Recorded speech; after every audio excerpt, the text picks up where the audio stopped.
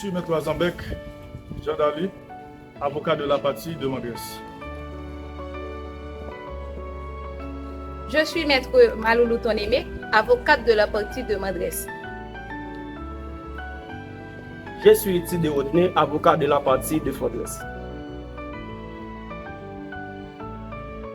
Je réponds au nom de Maître Hervé Pierre, avocat de la partie de Fondresse.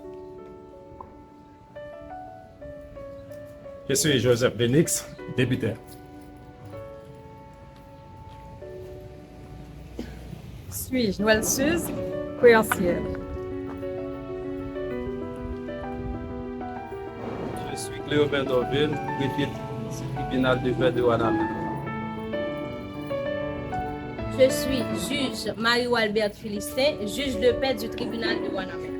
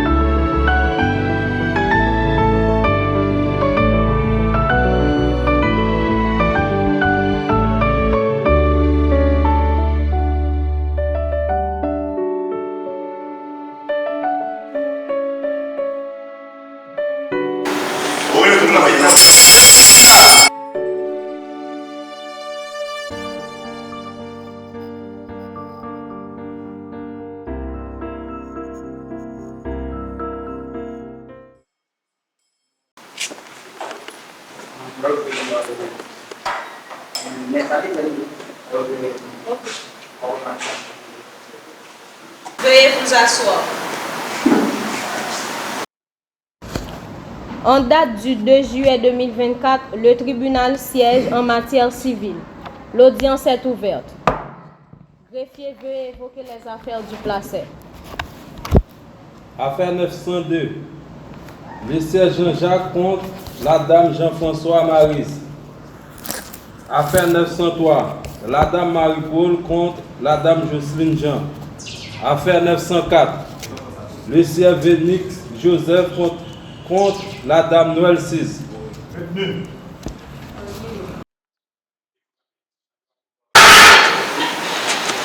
Alors, le juge, je demande la parole.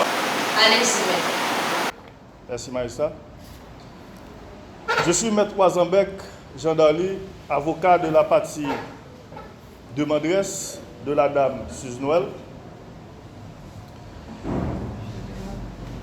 Je demande acte de ma constitution, conjointement avec Maître Maloulou Tonémé, comme avocat pour défendre les droits et les intérêts de ma cliente. Magistrat. Honorable juge, permettez que nous donnions la lecture de la citation, magistrat. Pour le présent exercice, et un pour avocat, Maître Maloulou Tonémé et Maître Dali Wazenbeck du barreau de Fort-Liberté pour l'exercice en cours avec élection de domicile en son cabinet 6 à Ouanamètre, rue de la Liberté au numéro 84.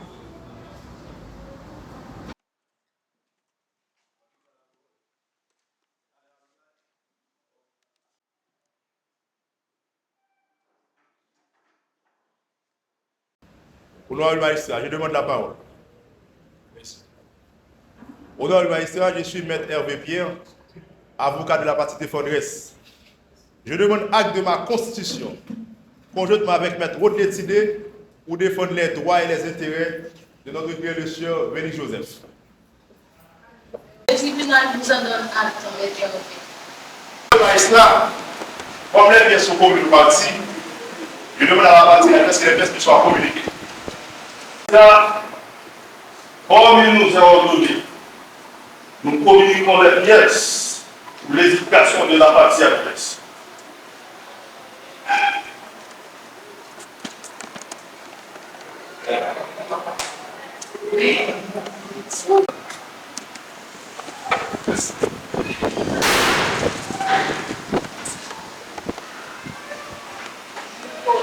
Honorable magistrat, permettez que nous produisions nos observations et nos conclusions sur l'ensemble des pièces qui nous ont été communiquées. L'audience est suspendue pour être reprise dans 2 minutes.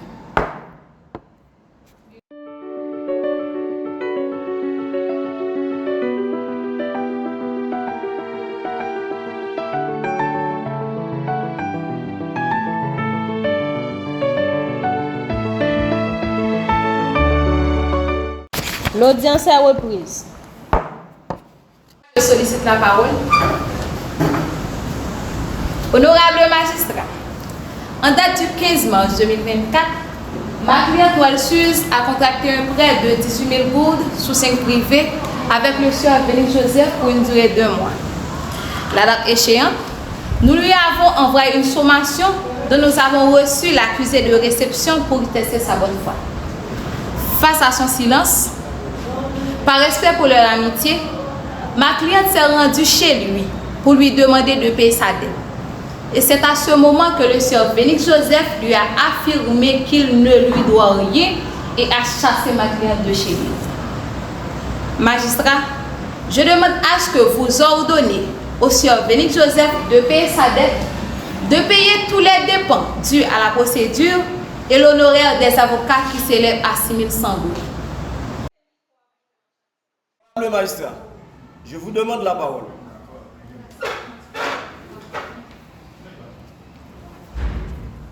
Honorable magistrat, demandez pour nous à la partie adverse de communiquer et de prouver la dette de mon client. Car, à la date submentionnée, mon client était à Port-au-Prince pour cause de maladie. Sur ce magistrat, nous demandons de rejeter la demande de la partie adverse. Honorable magistrat, je vous demande la parole. Merci magistrat. Honorable grand juge, Maître Sidé vient d'affirmer que son client se trouve à Port-au-Prince à la date de la contraction de la dette magistrat. Bien que Maître Sidé a prouvé le ticket, mais Maître Sidé a oublié magistrat, à la veille de cette date magistrat, que les bandits ont attaqué l'agence magistrat, ce qui entraîne l'annulation de tous les voyages magistrats. Merci, maître. Je demande aux deux parties de se présenter à la barre, Madame Suze et Monsieur Phoenix.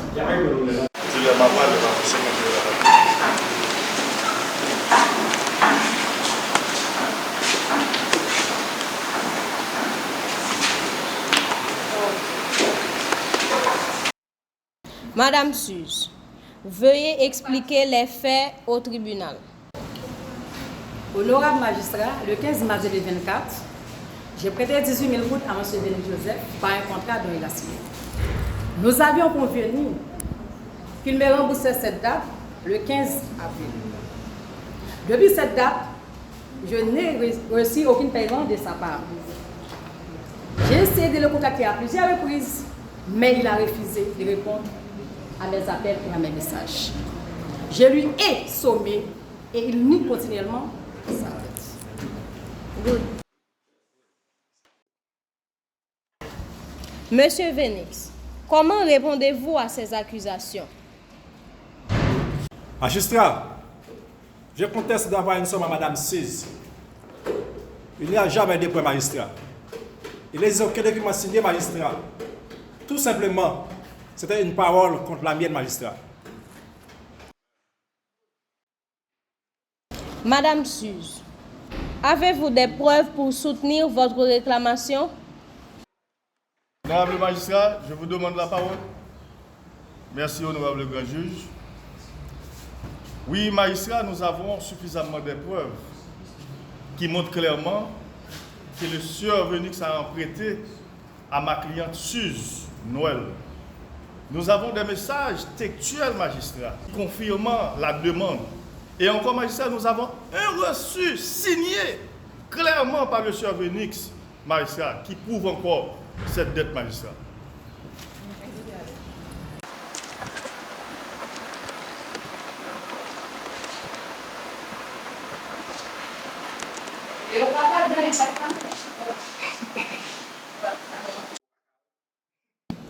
Très bien. Monsieur Phoenix, ces documents montrent clairement un transfert de fonds et un reçu signé confirmant le prêt. Comment expliquez-vous cela? Magistrat, ce transfert était pour un autre accord que nous avions. Pour le service que moi, Madame Suze, magistrat, c'est pour un accord signé avec lui. Le magistrat, Suze fait un erreur. Monsieur, Suspect magistrat.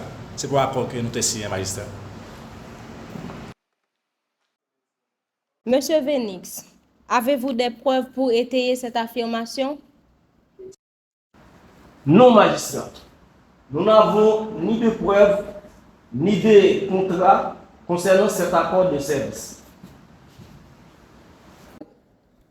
Magistrat, demandez pour nous, Sr. Venix, comment un reçu a-t-il été signé en son nom sans qu'il n'ait eu connaissance ou consentement?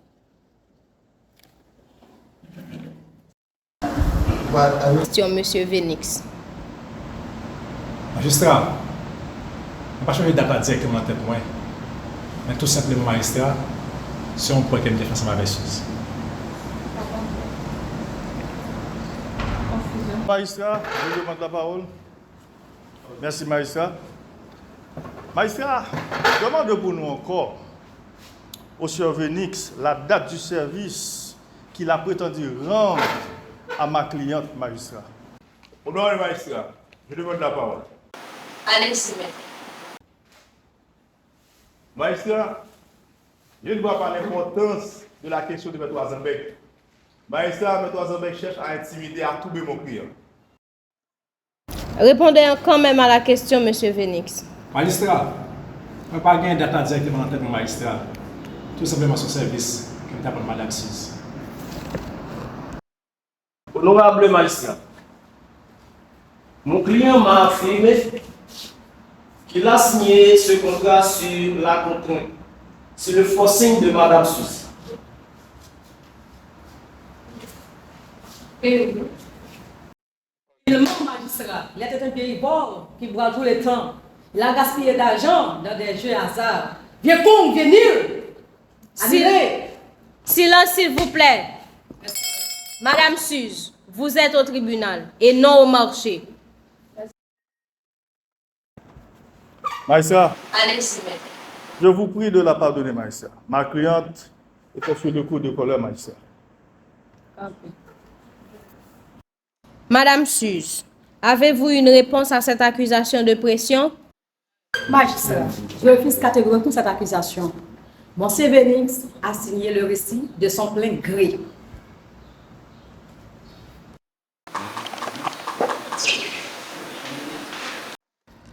Monsieur Venix, avez-vous des témoins ou des preuves à présenter pour soutenir votre version des faits? Non, magistrat, pas gagner ni témoin ni preuve. Merci. Asseyez-vous, Madame Suze et Monsieur Venix. Merci, magistrat. Allez. Honorable magistrat, je vous demande la parole.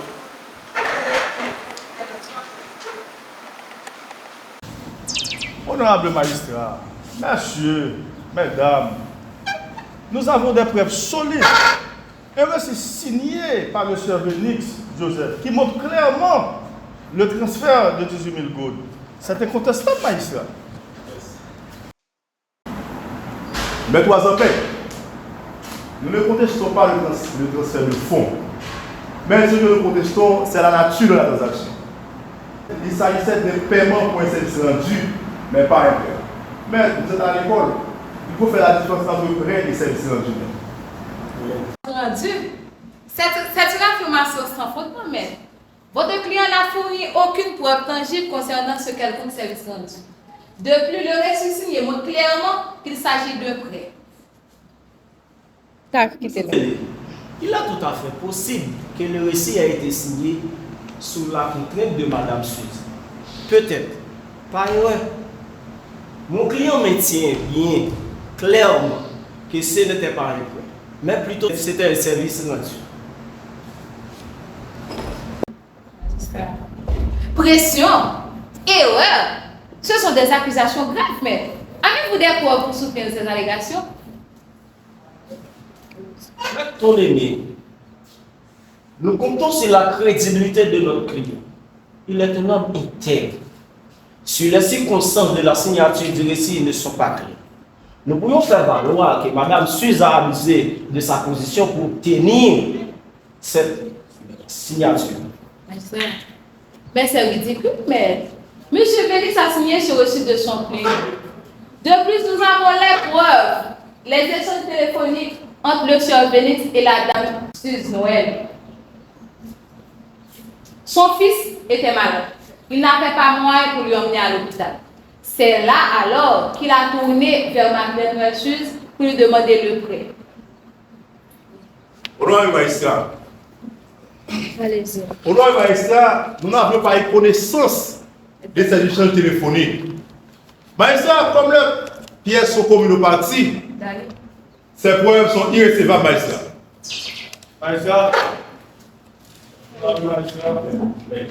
mais si vous ne les avez pas maintenant, vous les avez maintenant. Voici le préfet.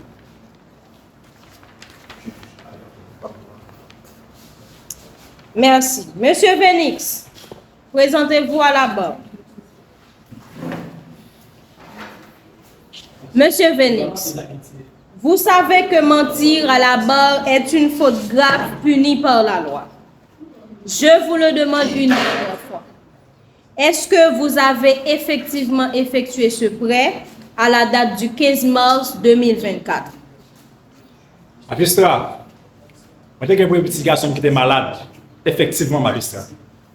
Moi, je vais à l'hôpital, et bon paquet de médicaments pour m'acheter l'opération, magistrat. Là, je me manqué vraiment. En tant que madame si ses amis, en tant que la Kali, il peut être comme magistrat. Mais il n'y a pas de qu'un intérêt là-dedans, magistrat.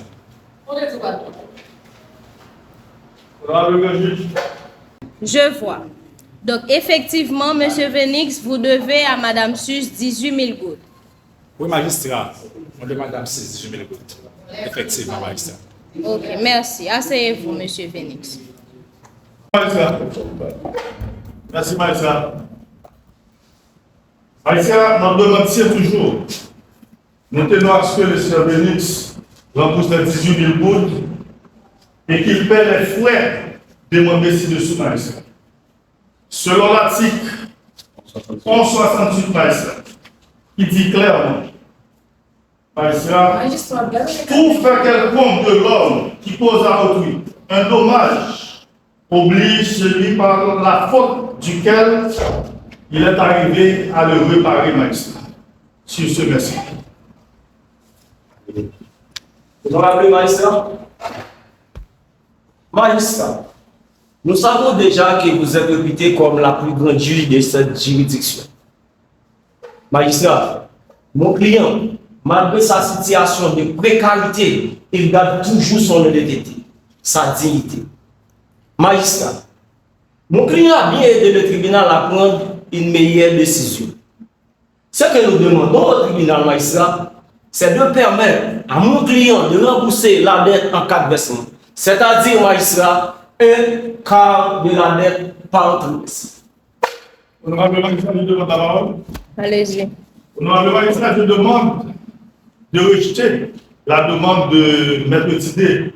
Parce que le Seigneur Venix, au premier moment, magistrat, montre sa mauvaise foi. Parce qu'il n'avait pas accepté qu'il a dû à ma cliente Suze Noël.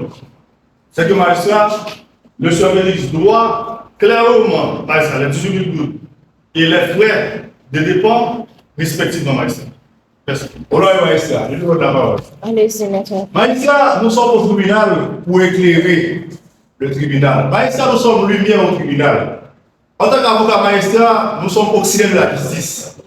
Magistrat, notre client, M. Venix, a dépourvu de moyens économiques face à les difficultés qu'il a rencontrées dans la vie.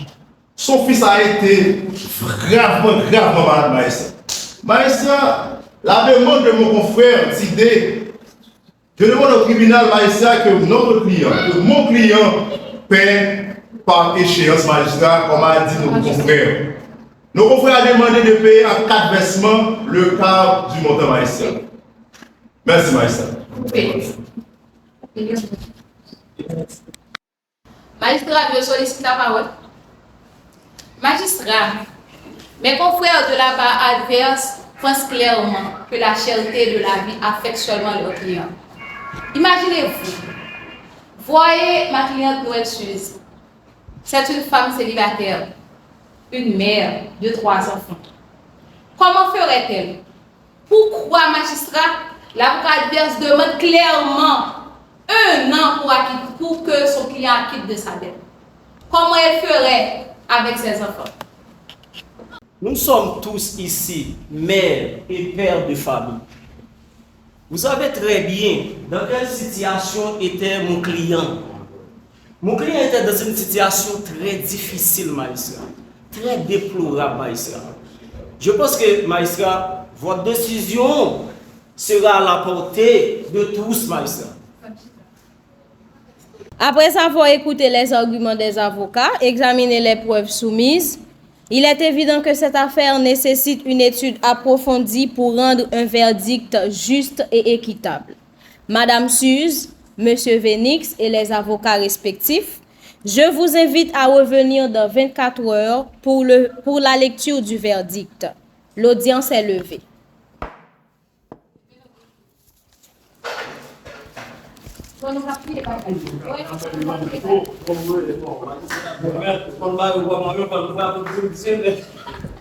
Magistrat, pour qu'on sorte.